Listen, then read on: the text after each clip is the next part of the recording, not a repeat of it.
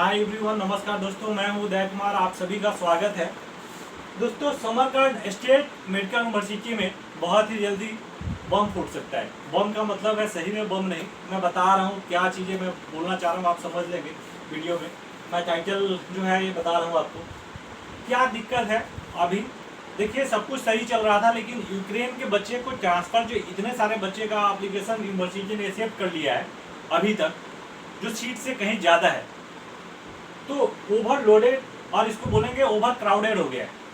और ये तो तब आपको पता चलेगा जब आप जाएंगे, लेकिन अभी तक एक बता दूं, किसी भी बच्चे का एक्सेप्टेंस नहीं आया है कि ये एडमिशन लेटर आपका इस ईयर में हो रहा है।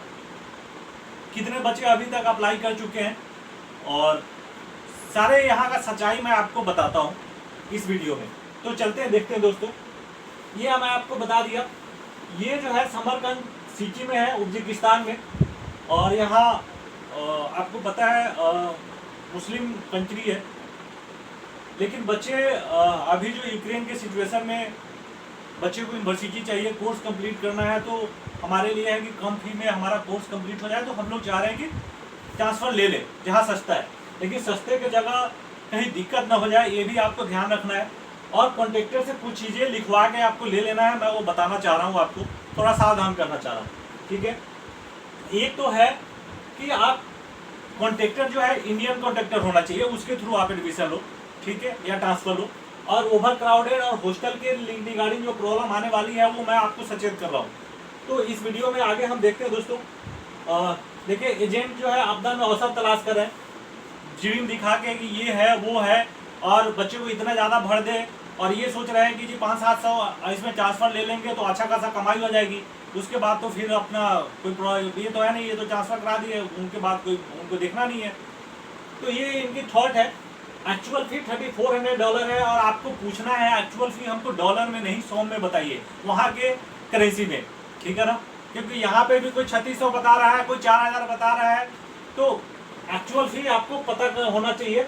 और ये है, हाथ जोड़ के रिक्वेस्ट है, जो एजेंट लोग हैं वो कम से कम मजबूरी का फ़ायदा ना उठाएं, ठीक है, बच्चों को।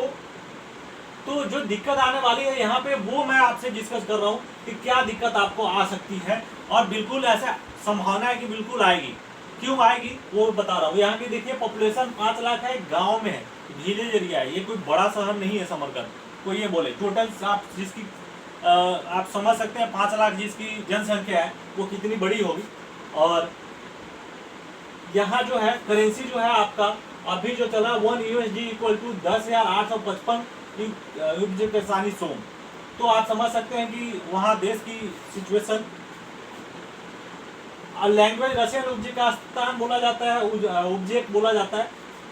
मेनली 3 कॉन्ट्रेक्टर है, लेकिन कुछ एजेंट भाई बहन जो ऐसे हैं जो पाकिस्तानी कॉन्ट्रेक्टर के थ्रू एडमिशन करवा रहे हैं, कम में करवा रहे हैं, लेकिन प्रॉब्लम क्या आने वाली है, और ओवर क्राउडेड से आपको हॉस्टल की प्रॉब्लम आने वाली है, वो मैं आपको डिस्कस कर रहा हूँ।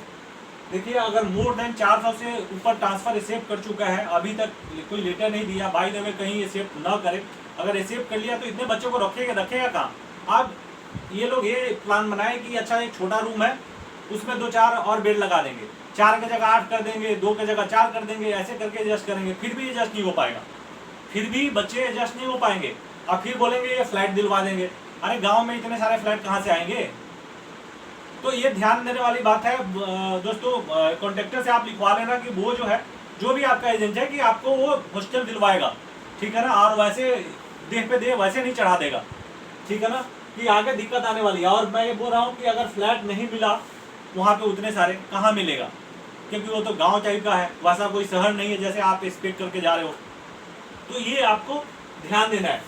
और क्या इंडियन कॉन्ट्रेक्टर के थ्रू आपको एडमिशन लेना है, आप एजेंट को पूछ लो कि कॉन्ट्रेक्टर कौन है।